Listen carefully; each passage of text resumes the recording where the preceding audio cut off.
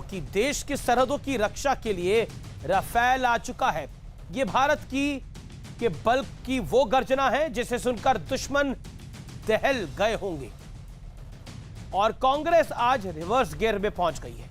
भारत की धरती पर राफेल की लैंडिंग से पहले कांग्रेस ने मोदी सरकार पर एक बार फिर वार की झड़ी लगा दी। दिग्विजय सिंह ने कहा, चौकीदार जी अब तो राफेल की कीमत बता दो। रणदीप सिंह सुरजेवाला ने कहा, राफेल लाने में 5 साल की देरी क्यों हुई, मोदी सरकार जवाब दे। हालांकि वही मुद्दा है जिसे लेकर राहुल गांधी ने 2019 के चुनाव में चौकीदार चोर है का नारा दिया था, लेकिन यह मुद्दा और नारा दोनों ही ध्वस्त हो गए क्योंकि सुप्रीम कोर्ट ने भी राफेल डील को हरी झंडी दे दी और धमाकेदार बहुमत के साथ नरेंद्र मोदी की वापसी हो गई और राहुल गांधी को सुप्रीम कोर्ट में माफी तक मांगनी पड़ी, अमेठी तक हार गए। लेकिन सवाल यह है कि देश के लिए इतने बड़े मौके पर क्या सियासत जायज है? आज इसी पर होगी देश की सबसे बड़ी बहस। देश का चौकीदार ले आया राफेल और तस्वीरें देखिए जो भव्य है, दिव्य है और ग्रुप कैप्टन हरकीरत सिंह बीच में चल रहे हैं और अब भदौरिया साहब जो कि एयर चीफ हैं वो उन सबसे हाथ मिला रहे हैं। ये वो रणबांकुरे हैं जो राफेल को उड़ाकर लेके आए हैं। तो ये है देश की ताकत, लेकिन कांग्रेस को सूझ रही है सियासत। ये पल ऐतिहासिक है। ये तस्वीर देश का गर्व है। Arrow leader, Delta 63. May you touch the sky with glory. Happy landing. ये राफेल की गर्जना है जिसका संदेश साफ है।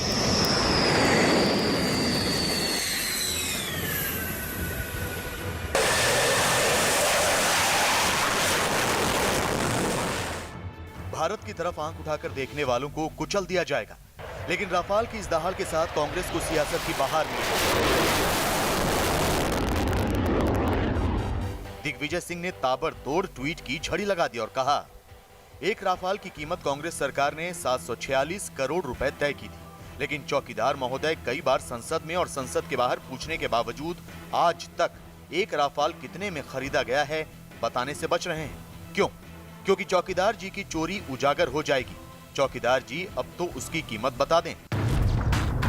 दिग्विजय सिंह के अलावा रणदीप सुरजेवाला ने भी वार किया। वायुसेना के जाबाज लड़ाकुओं को बधाई। आज हर देशभक्त ये जरूर पूछे, 526 करोड़ का एक राफेल अब 1670 करोड़ में क्यों? 126 राफेल के बजाय 36 ही क्यों? मेक इन इंडिया के बजाय मेक इन फ्रांस क्यों?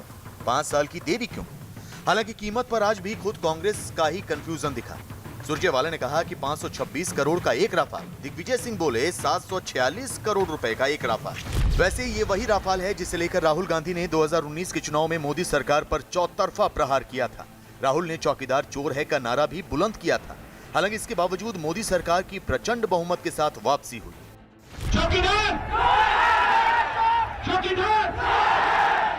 पूरा हिंदुस्तान समझता है कि चौकीदार चोर है, सीधी बात है, और हम इसको साबित करके दिखाएंगे।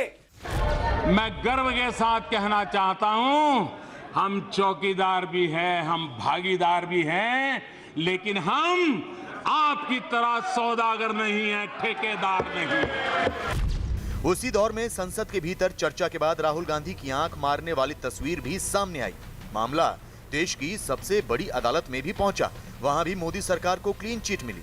यहां तक कि सुप्रीम कोर्ट के बयान को तोड़ मरोड़ कर पेश करने के चलते राहुल गांधी को माफी तक मांगनी पड़ी। लेकिन सवाल है कि इतना कुछ हो जाने के बावजूद आज देश के लिए इतने बड़े गर्व के मौके पर भी कांग्रेस सियासत क्यों कर रही है?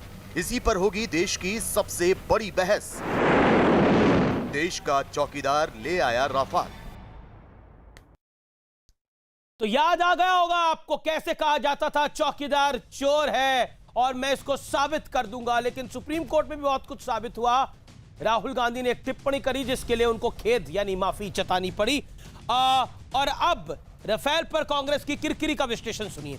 राफेल डील पर सुप्रीम कोर्ट से मिली थी मोदी सरकार को क्लीन चिट। 2019 के चुनाव में बुरी तरह पिट गया था कांग्रेस का राफेल वार। चौकीदार चोर है का नारा फ्लॉप नहीं, सिर्फ फ्लॉप नहीं, जनता ने रिजेक्ट किया था और राहुल गांधी खुद अमेठी हार गए थे। राहुल गांधी को सुप्रीम कोर्ट में चौकीदार चोर है पे माफी मांगनी पड़ी थी। आज सवाल उठाने का नहीं बल्कि देश का पर गर्व करने का मौका है। कांग्रेस खुद राफेल की कीमत पर आज भी कंफ्यूज दिखी। कांग्रेस को जनता ने नकारा, एससी से भी कुछ हासिल नहीं हुआ, यानी सुप्रीम कोर्ट से भी कुछ हासिल नहीं हुआ। 2007 में यूपीए ने राफेल का प्रस्ताव किया, डील नहीं हो पाई। पीएम मोदी ने 2015 में शुरुआत की और 2020 में आज राफेल अंबाला कैंट में खड़े हुए हैं। फर्क यह है। मैं बात करने के लिए मेरे साथ आज मौजूद है कांग्रेस और बीजेपी के दो